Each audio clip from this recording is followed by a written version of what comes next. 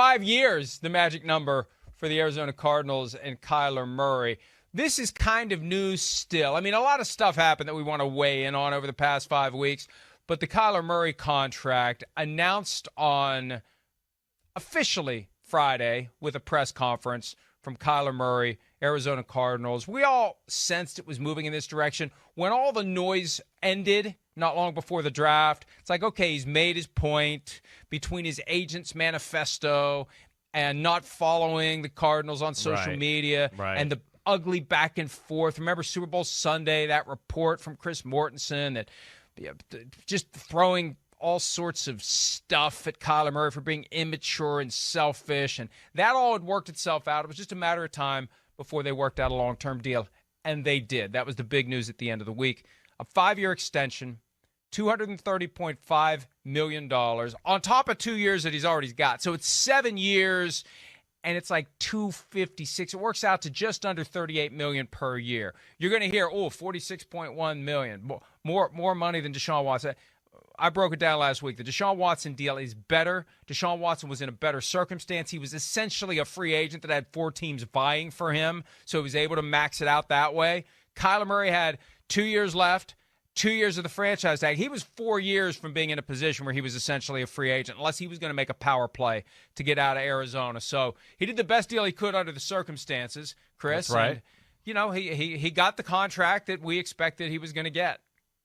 Definitely got the contract we expected to get. I mean, again, I never doubted that this one was not going to happen. I did not. I just felt like, hey, we had talked about this a lot through the spring. Arizona was too far into the making the bed for Kyler Murray business. I mean, again, the offense itself is orchestrated around a guy, Kyler Murray, same system he ran in college, the relationship with Cliff Kingsbury, all the receivers, spread the field. It all makes sense for his skill set. They've built and set up the organization through Kyler Murray. So that's where I just went, man, okay, I can't imagine it not happening. I know there was their little tussles and all that. And I think at the end of the day, Mike, the one thing that I think you and I can both agree on, because I know you love Kyler Murray, I do too, is that, hey, they got one, right? They got one. They got one as far as a guy that is a big-time franchise quarterback. And to me, you just don't let that guy out the door. No way, no how. He's special, maybe not top 5 yet, but he's top 10-ish for sure. And I think he has the type of ability that you and I both see to where we go, damn, he can be top 5-ish when it's all systems go and he's playing really good football. So, from that standpoint, I think it was a no-brainer for the Arizona Cardinals and not a bad deal for them altogether, like you said, because of the extra 2 years left on this contract. I mean, they were undefeated deep into the season. Yeah. He was the MVP betting favorite by far. They had a great start to the season. The problem with the Cardinals since Kyler Murray and Coach Cliff Kingsbury arrived is good to great start, and then it all falls apart down the stretch. And that's been the Cliff can't finish narrative. We've got the graphic that shows his 10 years as a head coach back to Texas Tech and then capped off with Arizona. Starts off good to great, ends horribly. That's what has to end this year to prove that they did the right thing in keeping Kingsbury and extending Kyler Murray. But you're right. There it is. Thank you. Right on cue. Cliff can't finish. Sorry, Cliff, but your record is, or you are, what's the Parcells thing? You are what your record says you are. So that's what's happened. That's his 10 years experience as a coach. 9 years. This is year 10. 2013 to 2021. Good to great start. And then, God, what happens down the stretch. And for Murray, hey, look, that ankle that he injured week 8 Thursday night against the Packers, I don't think it was ever right again. I don't doubt that. I hear you. And that playoff game was a debacle because he couldn't run. He couldn't run. And if you take away the mobility, he shrinks 6 inches. He just looks small and helpless when he can't motor away like the Roadrunner. No, I mean, hey, I don't doubt that the ankle wasn't 100%, and maybe he couldn't run to the full capacity that we know Kyler Murray can, which is, 3 rockets up his butt, turn the corner, run for 60 yards. I don't doubt that, but I do think there's some flaws there that I think got to be answered to your point with him and Cliff Kingsbury.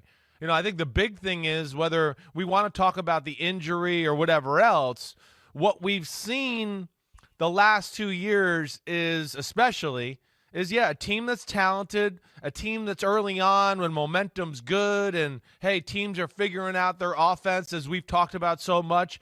Hey, they're great. They're fun to watch. It's lots of big plays.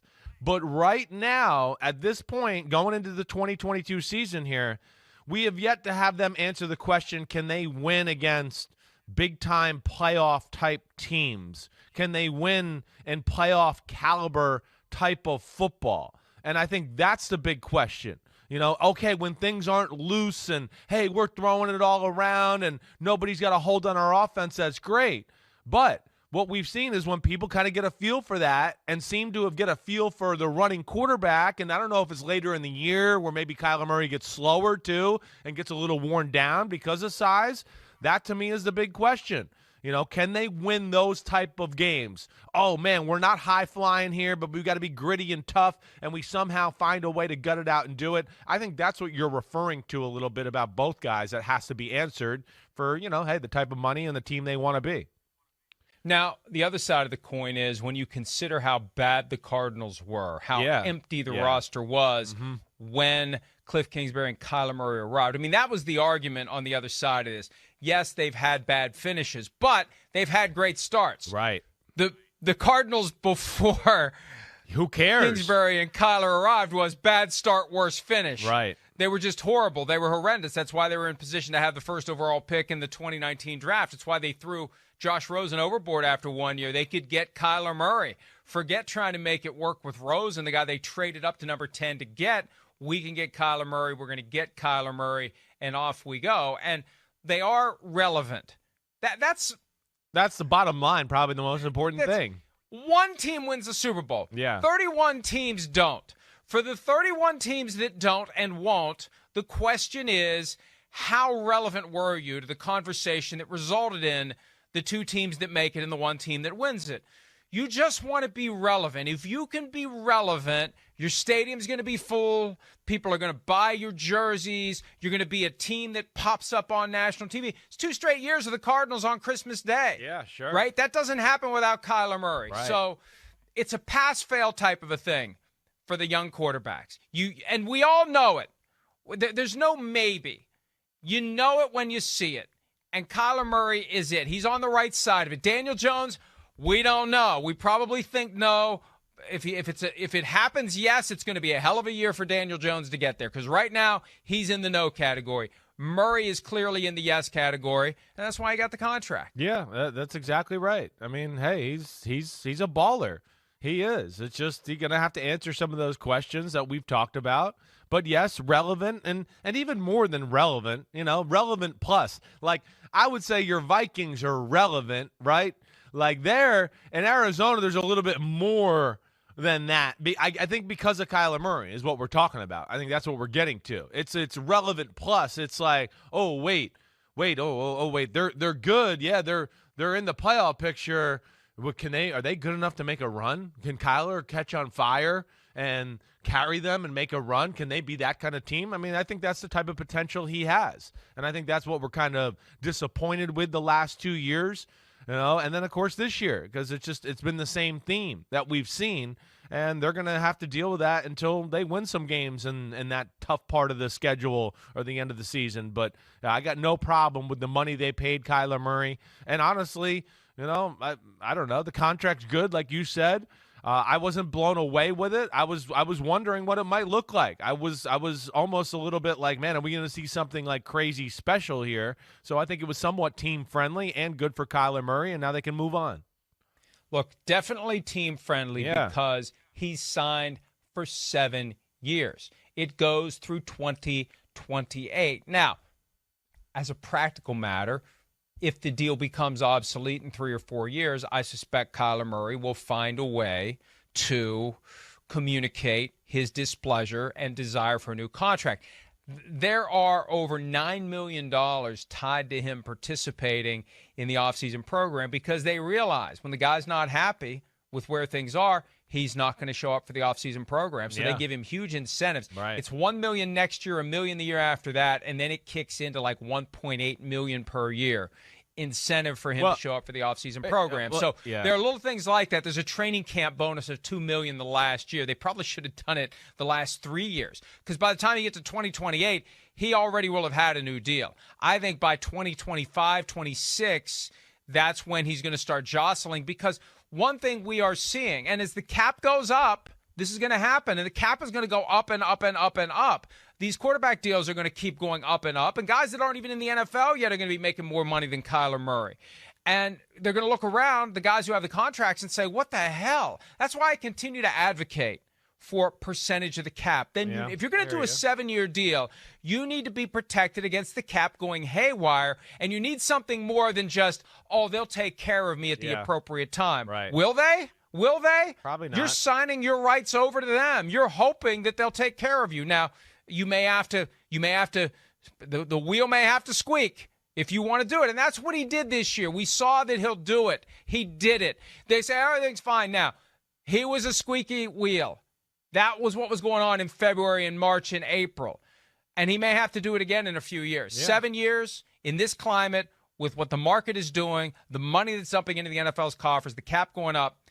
He's not going to play out this 7 years. I wouldn't think so. No, exactly right. I wouldn't think so. If everything goes the way it's been going, where he's continued to grow and get better every year, and like we talked about, definitely in the top 10 conversation. And for me, had years, I would say 2 years ago, was just outside the top 5 that way. So, yeah, I'm with you, Mike. I don't think there's any way he sees the full life of this contract. At some point, it's going to expire. And with all the talent we see in the league, right now, people coming, Joe Burrow, Justin Herbert, guys like that haven't got. Yes, it's not going to be that impressive, as the years go by here. And the other thing, Mike, I was going to say, too, to me that just I'm glad you brought it up because I had forgot about it. Hey, the offseason money tied into the contract, I think that's going to continue to be a thing teams do. Because why? Why? Because teams are they're telling you it's important for the quarterback to be there, like the conversation we had, about Lamar and Kyler Murray. It's not just about, yes, the quarterback's here and the coach feels good because he's coaching his quarterback. It's the ripple effects that we talked about so much that just go through the rest of the football team. It makes everybody want to go there. Oh, wait, Kyler's there? Okay, yep, I'll be there tomorrow. I'm coming in tomorrow. I'm flying in tomorrow. That's what happens. And then, it adds energy in practice and then workouts and all of that. It's important that way. And that's where I just, I think it's ridiculous when people think offseason's not important. It is. It's important to these coaches, and it's important to the success of the team. Our colleague Peter King made the point last week that the comings and goings of quarterbacks in May and June don't matter. If you've got a 3-game losing streak in November, nobody's going to talk about it. And I agree with that. But the problem is September. November doesn't matter if you start off 1-3 because you spent way too much time in training camp doing stuff. I almost said the other word, and I inevitably will, that you otherwise would have done during the offseason program. If you're behind the curve this week when everybody shows up, you're at a disadvantage. And if your starting quarterback was AWOL for the entirety of the OTAs, you are at a disadvantage in comparison to the teams where the quarterback's been there and locked in. I think so, 100%. My experience of playing in the NFL would say that, whether it's my dad, his career, and I think just talking to smart football coaches throughout the league. I think they would tell you that, there is something to, wow, we had a good offseason, we had a good OTAs, we had a good mini camp, and then that also now flies into training camp and we hit the ground running, and oh, wait, now we had a good year on the field during the season. It's crazy. Of course it is. Yes, can guys like Rodgers and Brady get away with it? Yeah, at this point of their career and all that? Sure. All right, they can, but it doesn't necessarily always mean it's the best for the team. I don't think what Rodgers did this offseason was best for the team. Brady, he's been there. He's having workouts. He's doing that stuff. Why? Because he thinks it's important. He's been around enough to know, I kind of need to be there. It's kind of good for the quarterback. Something tells me those 6 Super Bowls I won at the other place, we kind of did that stuff, and it's important. And I think that's where you're going to see this push from teams to get these quarterbacks in there more and more. As a wise man once said, This is why you lift all them weights. Yes, you right. lift all them weights in April, May, and June. The team that had more guys in there lifting weights and getting ready, they're going to be in a better position to hit the ground, not running but sprinting when camp arrives and then when the regular season arrives in just 6 weeks and 3 days from the first game. The Buffalo Bills at the Los Angeles Rams to kick off the 2022 season. Hi, I'm Mike Tirico, and thanks for watching. Make sure to hit subscribe for the latest news and highlights from NBC Sports.